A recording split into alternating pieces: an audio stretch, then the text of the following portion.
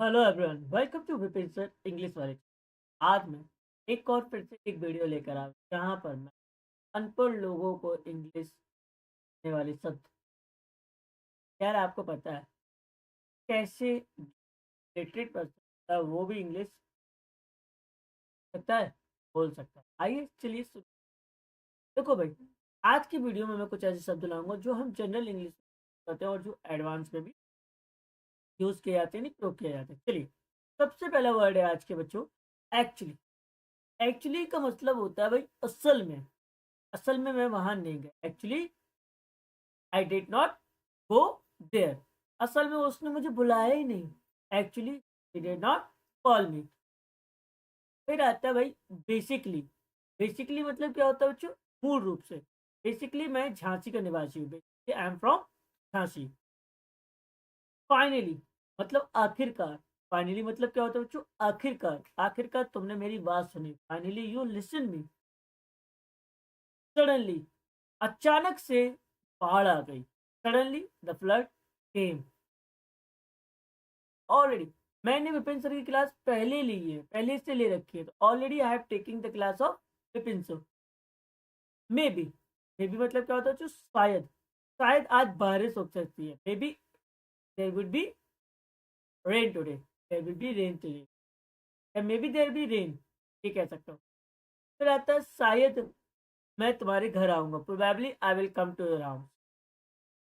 फिर आता है एग्जैक्टली। बिल्कुल सही किया, exactly you did right. Specially खास तौर पर मैंने ये तुम्हारे लिए रखा है। Specially I just kept for you. I just kept for you. फिर आता है क्लियरली। भाई साफ साफ बोलो, स्पीक क्लियरली, साफ तौर पर। फिर हम बात करेंगे, नेक्स्ट वर्ड है मैनेज। मैनेज का मतलब होता है संभालना। मैनेज का मतलब क्या होता है बच्चों? संभालना। हैंडल। हैंडल मतलब होता है निपटना। तो निपटना या उससे आपको उसको हैंडल करना। फिर आता है अवॉइड। अवॉइड मतलब भाई जैसे किसी से बचकर निकलना या किसी को बिल्कुल अवॉइड कर देना, बचना या बचकर निकलना, अवॉइड। फिर आता है अलाउ। अलाउ मतलब होता है अनुमति देना। अलाउ मतलब क्या होता है बच्चों? अनुमति देना।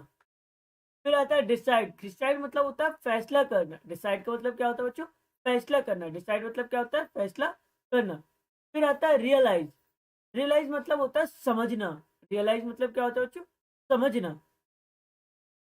इम्प्रूव। इम्प्रूव मतलब क्या होता है? सुधार करना। इम्प्रूव का मीनिंग क्या होता है बच्चों? सुधार करना।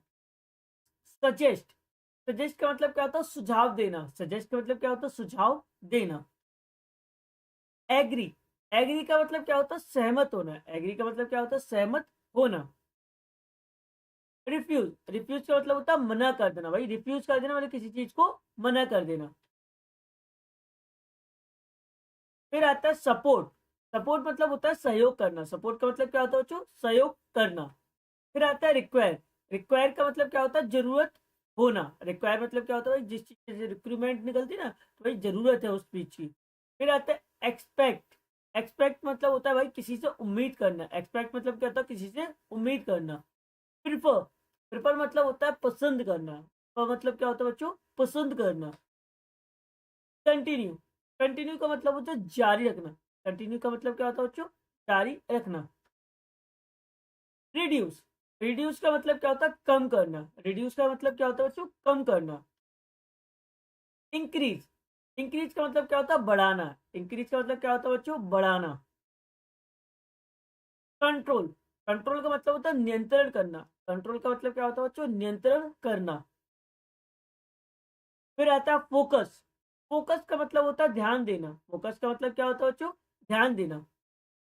लास्ट वर्ड इस सीरीज का क्या है? अचीव। अचीव मतलब क्या होता है? हासिल करना। अचीव का मतलब क्या होता है बच्चों?